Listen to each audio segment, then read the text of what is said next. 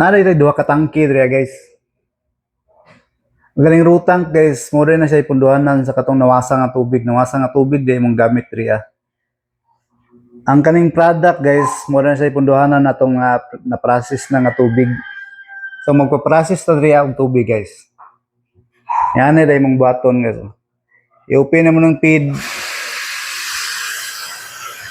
Sulot lang kadag mga 3 seconds guys.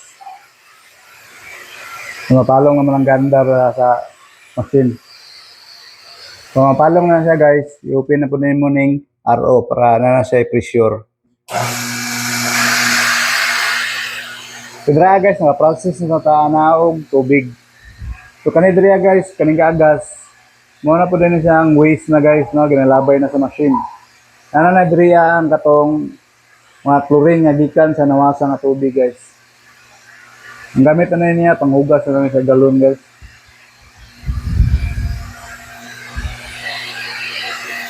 Diri na to sa maagi ang tubig guys, kani mga filter na siya diri guys.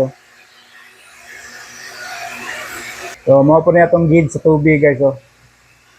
Kinanglan po guys kani atong tubig, dili po sa maawas guys kay pag maawas na siya mapalong na ato ang pressure guys. Dili na siya moandar pag magawas-awas ng tubig dira guys.